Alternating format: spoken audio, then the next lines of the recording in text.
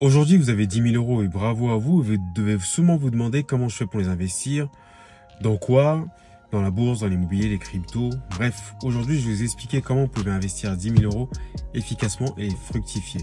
Maintenant, la chose qui va être le plus importante, c'est de définir votre objectif. Alors, restez bien jusqu'au bout parce que je l'ai déroulé étape par étape tout le processus. Et si vous ratez le processus, vous ne pourrez pas investir intelligemment par rapport à ce que je vais vous expliquer dans cette vidéo. Moi, je parle d'immobilier, d'entrepreneuriat, je fais des tutos aussi. Donc, si vous voulez investir notamment en immobilier, vous avez tous les liens dans l'information. Vous pourrez trouver directement différents éléments.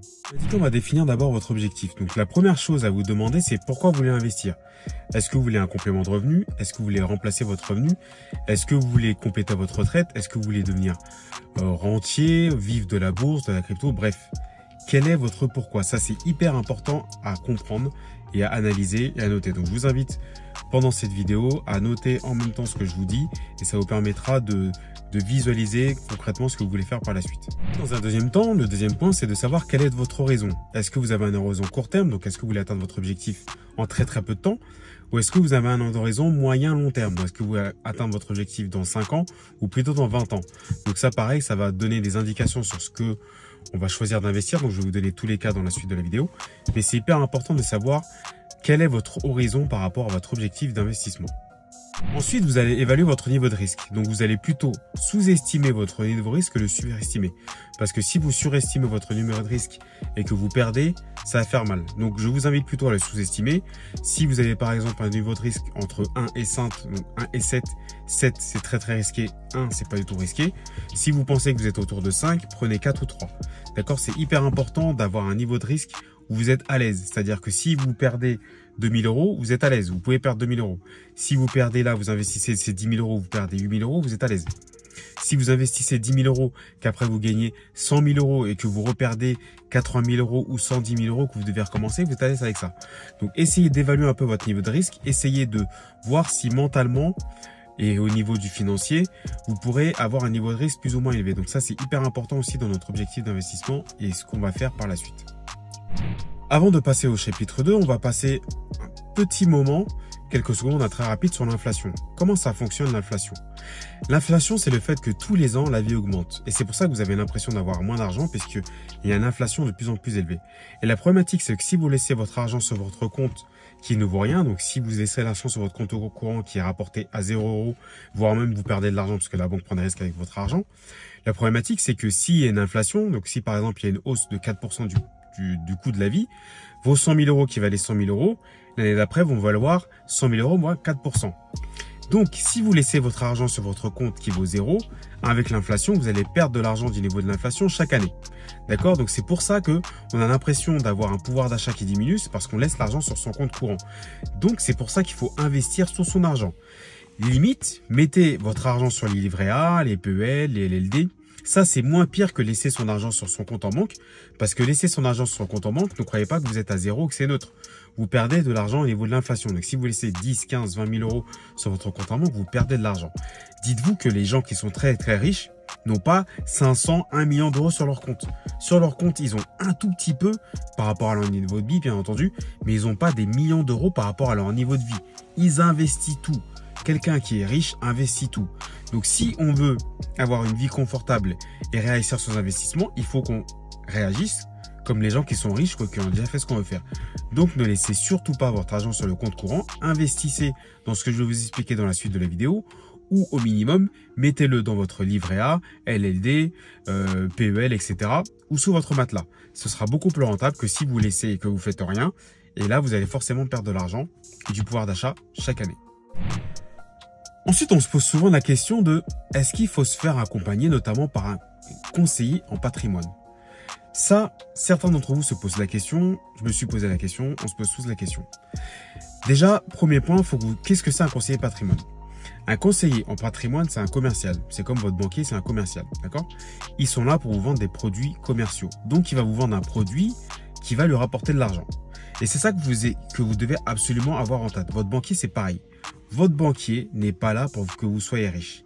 Votre conseiller patrimonial, celui de base, n'est pas là pour que vous soyez riche. Donc, je parle du conseiller patrimonial de base. Un conseiller patrimonial de quelqu'un qui a 100 000, 200 000, des millions à investir, ça va pas être le même level. Lui, le but, c'est lui faire vraiment gagner beaucoup d'argent Parce que si il fait gagner beaucoup d'argent à un gars comme ça, il sera rémunéré beaucoup. Vous n'avez pas une capacité énorme du tout, du moins 10 000 euros, c'est déjà pas mal, mais c'est pas non plus 1 million d'euros. Ce qui fait que le commercial va essayer de se rémunérer sur un produit où il va se faire de l'argent, mais vous pouvez pas gagner 200 000, 300 000 avec ce qu'il va vous conseiller. Du coup, il va vous conseiller des produits type Pinel, ce genre de choses, ou des trucs qui ressemblent au Pinel, où lui, il va prendre une commission par rapport à la transaction. C'est pour ça que quand vous faites un Pinel, c'est une mauvaise idée, parce que la société qui fait la construction prend une partie, le commercial qui a le produit prend une partie, et le mec, le gars qui vous vend le Pinel, le conseiller patrimonial, prend une partie. Donc, il y a plein de monde qui prennent une partie. Donc, vous achetez cher. En plus, vous avez les loyers plafonnés. Donc, par définition, le Pinel, c'est une mauvaise idée. Même si, entre parenthèses, je vous invite à rejoindre mon Instagram d'ailleurs, si vous voulez que je vous raconte ça. J'ai un Pinel et j'ai réussi à prolonger ma durée de crédit et à faire en sorte que mon Pinel soit, je suis à nul, je suis à zéro. Voilà. Pour ceux qui savent, qui ont déjà acheté un Pinel, vous savez que quand vous investissez dans un Pinel, vous perdez de l'argent, vous dépensez entre 100 et 300 euros par mois. Moi, je suis à zéro. Bref, rejoignez-moi sur Instagram, je vous expliquerai, ou rejoignez la formation en description. Donc, le conseiller patrimonial a un intérêt. Imaginons, moi, vous venez me voir et je sais faire que des immeubles de rapport. Voilà, vous venez me voir et vous me dites, écoutez, Willem, quel est le meilleur investissement, etc., etc. Donc, moi, je sais faire que des immeubles de rapport. Donc, je vais vous dire, bah écoutez, je vous vends une formation que s'il y a des immeubles de rapport. Alors que ça se trouve, par rapport à votre objectif, votre contrainte, vos capacités, ce que vous pouvez gérer, etc. Vous pouvez gérer qu'un appartement. Vous pouvez pas gérer un immeuble de rapport. Mais moi, vu que je sais faire que ça, entre guillemets, que j'ai ça dans ma banette, je vais vous proposer un immeuble de rapport. Un conseiller en patrimonial de base, qui n'est pas bon, c'est exactement la même chose. Un commercial, c'est exactement la même chose. Il va vous vendre un produit qui est lié par rapport à ses caractéristiques et ce qui va lui rapporter de l'argent. Donc, à la question, est-ce qu'il faut se faire accompagner ou pas? Quand vous avez 10 000 euros, vous n'avez pas besoin de vous faire accompagner. Vous regardez cette vidéo, vous prenez des notes. Je ferai d'autres vidéos sur le sujet. Mais vous n'avez pas besoin de vous faire accompagner par quelqu'un qui n'a pas fait ce que vous voulez faire. C'est dans ce sens-là que je parle. Bien entendu, des gens comme moi, évidemment, moi je vais vous dire qu'il faut que je vous accompagne. Mais si la personne a déjà fait ce que vous voulez faire, c'est-à-dire qu'elle a déjà fructifié 10 000 euros, elle-même, vous pouvez être accompagné par cette personne parce qu'elle a déjà fait. Donc elle va vous expliquer ce qu'elle a fait. Un conseiller en patrimoine, il va vous vendre un produit que lui-même n'a jamais fait, qu'il n'a jamais mis en œuvre. Vous savez, j'ai toujours trouvé ça marrant.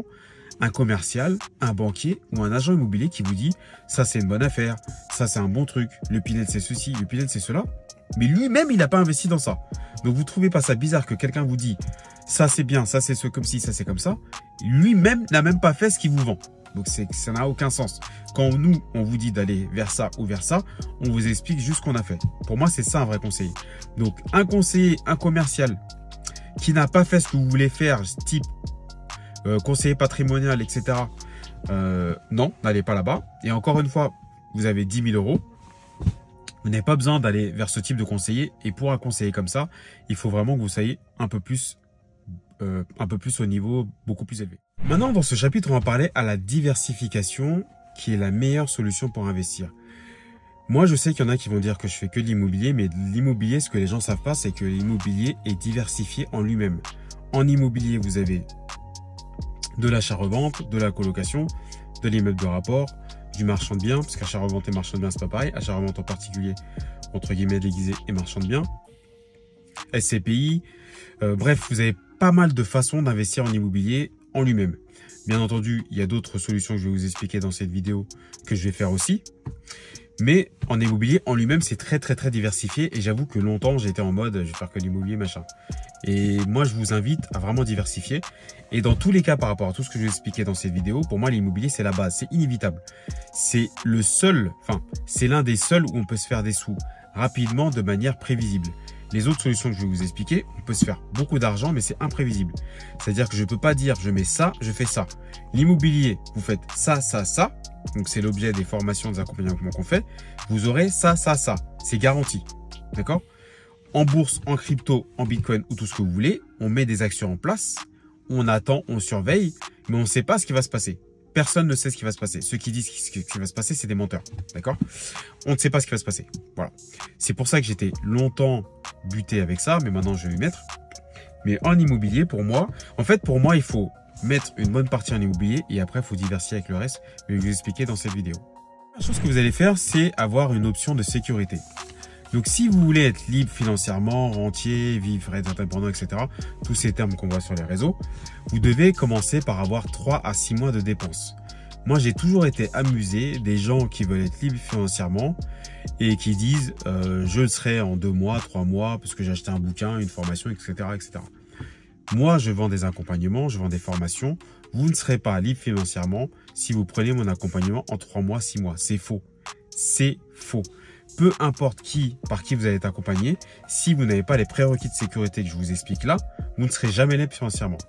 La première chose, c'est d'avoir 3 à 6 mois de dépenses de côté. Si chaque mois vous dépensez 5 000 euros, vous devez avoir 30 000 euros de côté. Si chaque mois vous dépensez 10 000 euros, vous devez avoir 60 000 euros de côté. Tant que vous n'avez pas cette somme de sécurité de côté, vous ne serez jamais libre financièrement, ça c'est clair et net. Sachez que la liberté financière, c'est pas une montagne et une étape qu'on arrive à gravir et après quand on est en haut, c'est bon. Nous là, on a un bien qui est en travaux, ça nous coûte 3 600 euros. Normalement, je rapporte 3 500, enfin un peu plus de 3 500 euros.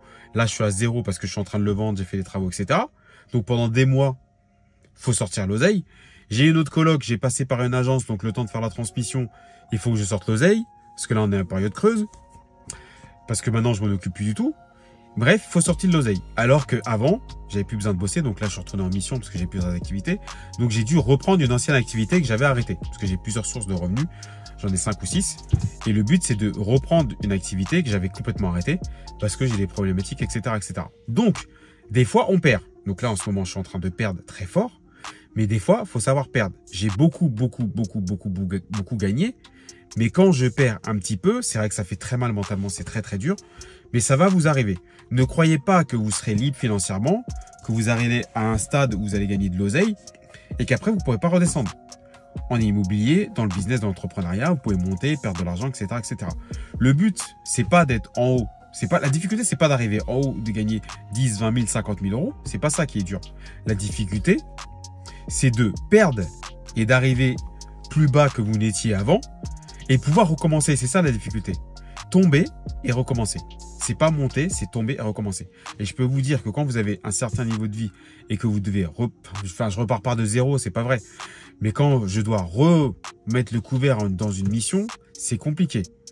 Après, certains vont dire, oui, mais tu as plein d'immobilier, etc. Oui, j'ai plein d'immobilier, mais chaque bien est cloisonné. J'ai mon appart où ces sous sont gérés, les rentrées d'argent sont pour l'appart. La maison, l'immeuble, c'est pour l'immeuble.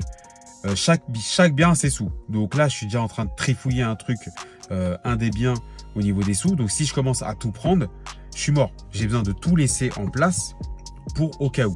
D'accord ? Inflation à 4%, vous perdez 4% de vos pouvoirs d'achat. Donc le minimum que vous devez faire, donc vous devez déjà placer 3 à 6 mois. Donc là, on parle de objectif liberté financière.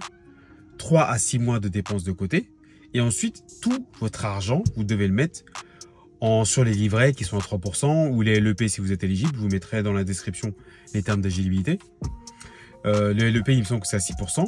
Ou les PL ou ce genre de choses. Donc, tout votre argent doit être dans ce genre de choses. Vous ne devez pas avoir 100 000 euros sur votre compte qui dort comme ça sur un espace, sur un compte courant. Donc, en fait, vous perdez de l'argent. Dès que vous mettez de l'argent qui n'est pas sur un livret, un LEP ou ce genre de choses, avant d'investir, vous perdez de l'argent. Donc, pendant que vous êtes en train d'investir, laissez votre argent au minimum dans les livrets, c'est le moins pire. Et après, bien entendu, on va investir dans ce que je vais vous expliquer dans la prochaine vidéo. Si vous l'aurez compris, donc le troisième objectif, premier objectif, on sécurise son argent, on met de côté. Deuxième, on met sur les livrets A, etc.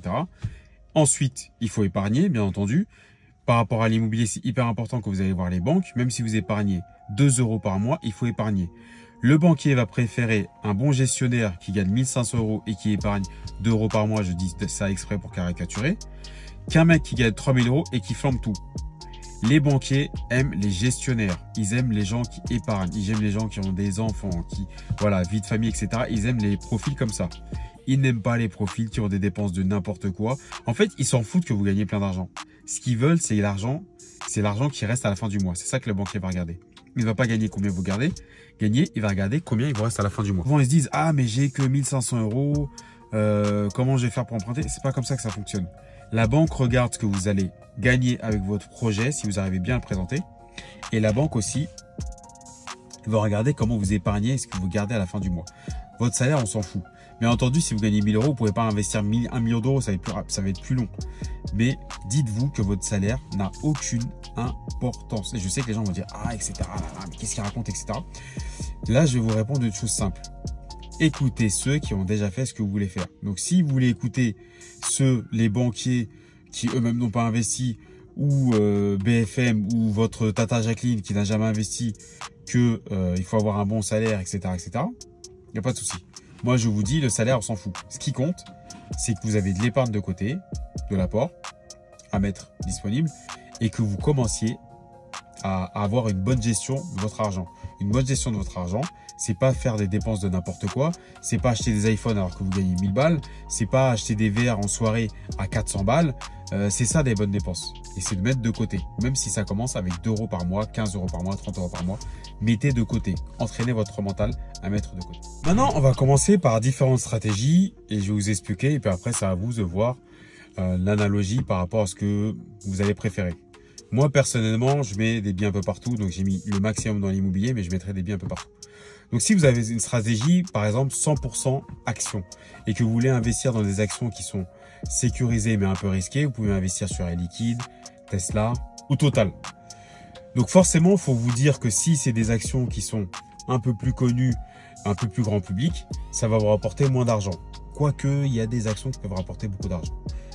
Après, vous pouvez investir dans le fameux ETF qui est hyper connu, S&P 500, donc c'est du classique. Et ça vous permet de investir sur tout un marché. Et il faut savoir qu'en moyenne, sur 12 mois, vous pouvez aller de 8 à 10%. Vous avez le PEA qui est idéal pour optimiser fiscalement ses gains, mais étalé sur 12 mois pour limiter le risque. Ensuite, si vous voulez un risque plus équilibré, donc rappelez-vous ce que je vous ai demandé en début de vidéo, votre niveau de risque, vous pouvez prendre 60% d'actions et 40% d'obligations. Les obligations, ce sont des emprunts faits par les États ou les sociétés. Donc, c'est un peu plus stable, mais c'est un peu moins rentable. Sachez qu'en immobilier, en bourse, en action ou dans le business, vous ne pouvez pas avoir le combo hyper rentable et hyper pas risqué. Ça n'existe pas. Plus c'est rentable, plus il faut que ce soit risqué pour que ce soit incertain. Donc, en immobilier, qui dit risqué, c'est investir dans des biens qui sont archi pourris. Donc derrière, on sait pas ce qu'il peut y avoir. Il peut y avoir des problèmes d'usure rapide ou des travaux, etc. Enfin, qui dit projet risqué ou un projet que personne ne veut, en arrêté de péril, etc. Et quand vous investissez par exemple en actions, vous pouvez investir sur des actions qui peuvent être volatiles ou c'est incertain, etc., etc. Donc si vous voulez investir dans des trucs sûrs, vous n'allez pas gagner beaucoup d'argent. Donc en fait, il faut que vous arriviez à mixer par rapport à votre objectif que vous avez dit en début de vidéo, que vous avez noté, j'espère, le niveau de risque que vous êtes prêt à atteindre et votre objectif. Donc, est-ce que vous voulez gagner beaucoup d'argent très rapidement? Donc là, forcément, vous devez avoir un niveau de risque élevé. Donc, vous allez investir dans des choses qui sont très rentables, mais qui sont très risquées. Ou est-ce que vous voulez investir sur des trucs plutôt long terme, avec un objectif plutôt long terme, et vous avez plus une vision où vous voulez être sécure. Et là, du coup, vous allez investir dans des obligations, par exemple, qui sont un peu moins rentables, mais du coup, qui sont un peu plus sécures. Donc, on peut plus voir ce qui va se passer. Ensuite, en 3, vous avez la stratégie de l'immobilier. Donc, c'est le fil conducteur de cette vidéo. Et là, c'est quelque chose que je maîtrise parfaitement. Encore une fois, si vous voulez investir dans l'immobilier et que vous connaissez rien, vous avez des formations gratuites en description. Si vous êtes un peu plus avancé, vous avez des formations à partir de 7 € ou 8 €, je sais plus. Enfin bref, pas très cher, qui sont très complètes, juste pour 7 €. Et après, vous avez d'autres programmes plus complets. Bref, vous pouvez investir en immobilier et il y en a beaucoup qui me demandent, mais qu'est-ce qu'on peut faire avec 10 000 €, on peut rien faire, etc. Alors, ce qui m'a toujours amusé, étonné, c'est que quand je voyais d'autres vidéos de d'autres collègues qui, eux, sont plus bourse ou plus crypto ou plus action, ils disent que s'ils sont bourse, ils disent que l'immobilier, c'est de la merde. S'ils sont immobilier, ils disent qu'il ne faut pas faire de bourse. Enfin non, quoique non, ceux qui font de l'immobilier, ils disent pas qu'il ne faut pas faire de bourse. Bref. Mais bon, en fait, j'ai toujours été étonné de un gars qui a un business, il dit que tous les autres, c'est de la merde. Moi, je dis pas que les autres business, il faut pas le faire. Je dis que l'immobilier, je suis calé en immobilier, je suis très fort en immobilier, et le reste, je connais rien. Voilà. Ou le reste, je suis pas expert. Voilà. Bourse, action, je connais les bases. J'ai déjà investi là-dedans. Je peux vous expliquer dans cette vidéo les bases des bases, donc je vous invite à faire de même, c'est pour vulgariser. Donc je profite de faire la vidéo quand je suis en phase de... quand j'ai pas encore gagné plein de thunes avec, comme ça me permet de parler avec des mots simples. Et le problème, c'est que quand on avance dans l'expérience, on commence peut-être à employer des mots compliqués et on a oublié ce que c'est la difficulté des débuts. Voilà, je sais plus ce que c'est la difficulté de un premier investissement, etc. Non, moi, c'est des investissements à 500, 800, 1 million direct. Les investissements à 100 000 euros, pas que j'ai oublié, mais c'est vraiment une petite somme. Alors que pour certains, c'est une somme de fou. D'accord? Donc, avec 10 000 euros, vous pouvez investir 100 000 euros. Ce que vous devez compter en immobilier, c'est 10%. Donc, c'est bien d'avoir 10% par rapport au financement total. Donc, si votre financement coûte 100 000 euros, il faut 10 000 euros. Et c'est bien aussi d'avoir une petite réserve s'il y a un souci. Donc, en gros, si vous voulez investir 100 000 euros, c'est bien d'avoir 10 000 et une petite marge. Ou après, vous mettez la marge dans les travaux. Donc, encore une fois, dans les descriptions, j'ai plein de ressources qui vous expliquent comment faire. Donc, il faut toujours faire une marge. En immobilier, ce qui est intéressant, c'est qu'il y a l'effet de levier. C'est-à-dire que vous pouvez, vous mettez 10 000 balles et vous investissez 100 000 euros. Je ne connais aucun autre business où vous mettez 10K et vous exploitez quelque chose qui a une valorisation à 100K, qui coûte 100K au moment où vous l'achetez et qui va même coûter plus cher. Je ne connais aucun business comme ça. Dites-moi en commentaire, si en action, en bourse, etc., vous pensez qu'en mettant 10K, ça peut valoir 100K et ça vaut pas 100K dans quelques mois, etc. Ça vaut 100K au moment où vous les achetez.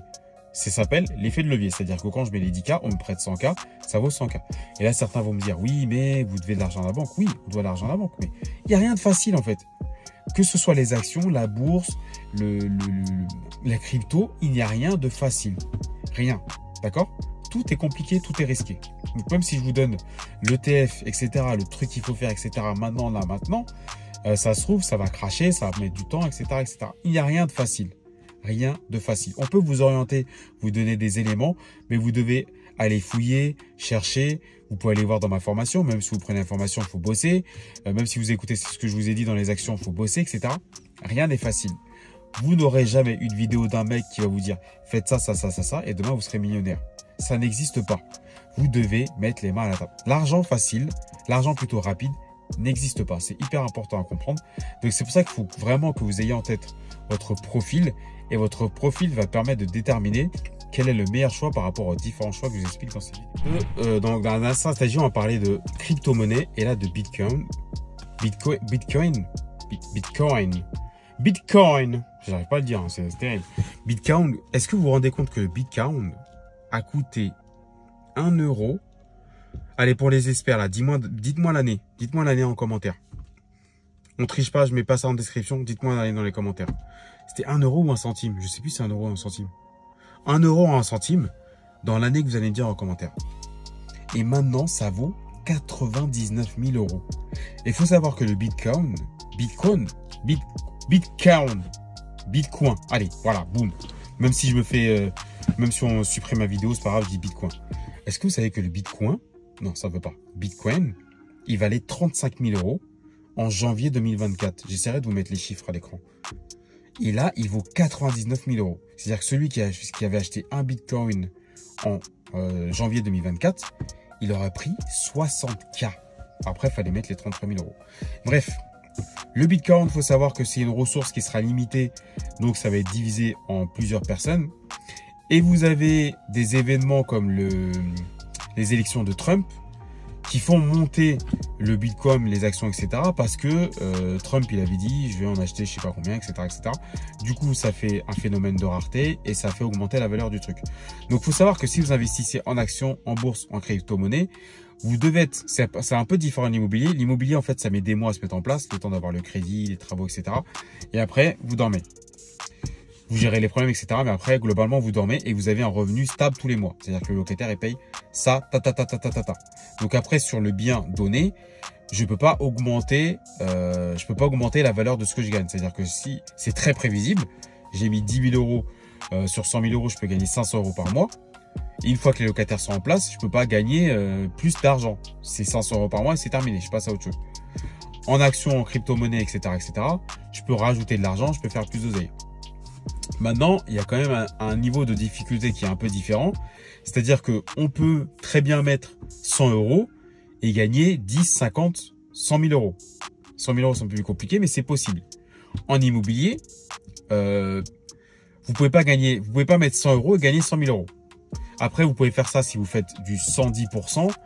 mais c'est très très rare. Moi, j'ai déjà fait 150 000 euros sur une opération, mais c'était un cas et un contexte assez particulier.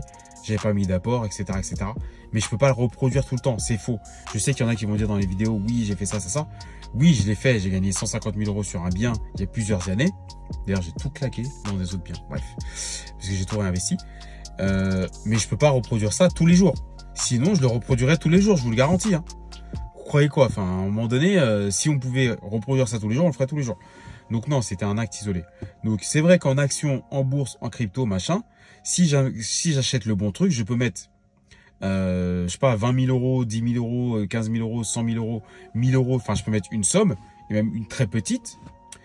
Et cette somme, elle peut faire x10, x100 très rapidement. C'est différent en immobilier. Enfin, en immobilier, surtout de nos jours, il est impossible de mettre 10 euros et de gagner 5 000, 10 000, 15 000 euros. C'est pas possible. Parce que le 110%, c'est plus possible, ça n'existe plus. Enfin, si, ça existe encore, mais c'est un peu plus compliqué. En plus, il y a des notions que la banque va regarder notre profil, etc. Et l'avantage, parce que en fait, dans les business, il faut savoir qu'il y a toujours des avantages et des inconvénients. L'avantage dans les autres business, c'est que mon profil financier, on s'en tape. C'est-à-dire que personne ne va regarder si j'ai un compte de merde.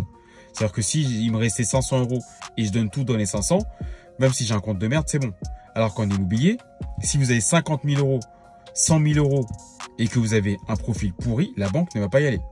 Il y en a qui vont dire, ouais, 100 000 euros. Oui, oui. Si vous avez 50 000 euros, 100 000 euros, vous avez un profil pourri, la banque ne va pas y aller parce qu'elle s'en fout de votre apport. Il faut savoir que votre apport, c'est juste pour montrer votre capacité à gérer de l'argent. La banque n'a pas besoin que vous mettiez de l'apport dans un projet. Elle s'en tape. Intéressant d'investir dans le Bitcoin. Bitcoin. Putain, je vais pas y arriver. Hein. Bitcoin. Ça reste intéressant d'investir dans le Bitcoin. Bien sûr, vous n'allez pas en acheter un parce qu'il coûte 99 000 euros. Après, vous allez en acheter 0,000.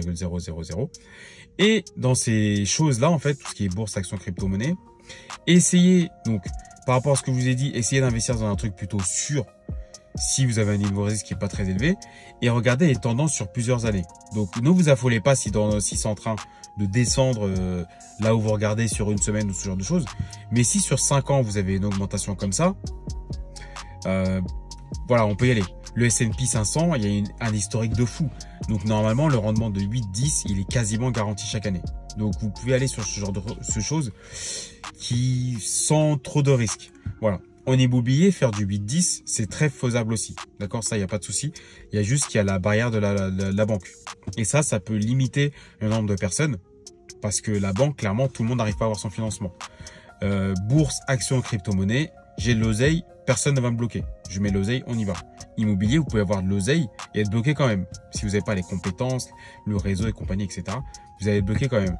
Mais vous avez ces barrières à l'entrée, mais après, les résultats sont prédictibles. Donc, vous voyez, entre chaque business, vous vous rendez compte en fait qu'il y a des avantages, des inconvénients et que je pense que moi, contrairement à mes collègues, c'est pas parce que je fais de l'immobilier que je vais dire que les autres business, c'est de la merde. Moi, je suis pas en phase avec ça. Moi, je pense que l'immobilier, c'est inévitable, ça c'est sûr. Et je pense qu'en effet, c'est bien d'avoir des biens un peu partout. Donc, ce qui est bien en crypto, actions, je sais pas quoi, c'est que on peut commencer avec des petites sommes, vraiment des petites sommes. Et comme ça, pour avoir le biais mental de se dire, ok, j'ai mis 100 balles, 500 balles, qu'est-ce que ça va donner? Ah, je vois la courbe, je vois que ça monte, etc. En immobilier, malheureusement, pour faire de l'immobilier, et surtout de nos jours, vous devez vous former, regarder des vidéos, etc., etc., aller voir les banques, construire un dossier bancaire, aller chercher un bien, aller sur... Voilà. La mise en place est longue, mais les résultats sont très, très, très prévisibles et garantis, pratiquement garantis. Les autres types d'investissements, on peut, là, ce soir, je peux fermer cette vidéo, direct, boum, je vais mettre 500 balles dans une action, boum, direct, via Finari. Direct. Et après, je vais voir mon petit truc monter à partir de demain. Et ça, c'est pas mal. Mais je pense qu'il faut pas mettre en opposition les actions, les obligations, les cryptos, l'immobilier. C'est pas des oppositions. C'est une réponse au type d'investissement que vous voulez faire par rapport à vos contraintes. Ensuite, dernièrement, qu'il faut que vous vous posiez, c'est pourquoi vous attendez. Si vous regardez cette vidéo, c'est que vous avez probablement jamais investi. Il faut vous demander pourquoi vous attendez. Qu'est-ce que vous attendez? Surtout si vous êtes de plus en plus jeune, allez-y maintenant. Maintenant, je vous ai donné les éléments dans cette vidéo qui va vous permettre de vous dire, ok, voici mon objectif, voici mes contraintes, voici mon horizon, voici ce qu'il faut faire pour sécuriser, voici ce qu'il faut faire là où il faut mettre mon argent pendant que je suis pas encore en train d'investir. Il faut pas que ça traîne sur mes comptes classiques. Voilà les actions à mener, etc., etc. Voici les types d'investissement par rapport au niveau de risque que je suis prêt à mettre. Donc moi, je vous invite toujours à avoir de l'immobilier parce que l'immobilier, c'est prévisible. Et quand, par exemple, vous serez à la retraite, vous n'avez pas envie de jouer au poker avec le Bitcoin. Le Bitcoin, d'accord? À la retraite, vous voulez avoir vos 1000 balles par mois, 2000 balles par mois, 3000 balles par mois. Quand vous voulez augmenter votre niveau de vie, vous voulez avoir du 2000 balles, 3000 balles par mois. Vous savez que vous avez votre argent tous les mois. Ça, c'est l'immobilier. Ensuite, vous pouvez générer beaucoup de cash avec du Bitcoin, des actions, des obligations, etc. sur plus ou moins long terme, en fonction du risque que vous allez prendre. ETF, S&P 500, etc. Donc, vous pouvez générer plus de cash et avoir des notions de risque un peu plus élevées. Et là, vous pouvez gagner du gros cash. Mais comme on ne sait pas, moi, je suis d'avis d'avoir des revenus que j'ai garantis tous les mois. Et après, je fais d'autres choses un peu plus risquées. Donc, j'espère que ça vous a un petit peu éclairé, que vous avez pu choisir un petit peu le type d'investissement qui est le plus intéressant. Couvrez-vous bien parce qu'il fait très froid. Rejoignez-moi sur Instagram, je vous le mets quelque part ici. Je vous mets une ancienne vidéo ici où je vous explique qu'on paye trop de choses en France. C'est pas possible, c'est trop. Regardez d'autres vidéos si vous êtes intéressé par l'immobilier. Et puis dites-moi quel investissement vous allez choisir. Et si vous êtes encore là, commentez diversification. À bientôt. N'oubliez pas de vous abonner, de partager. Ciao!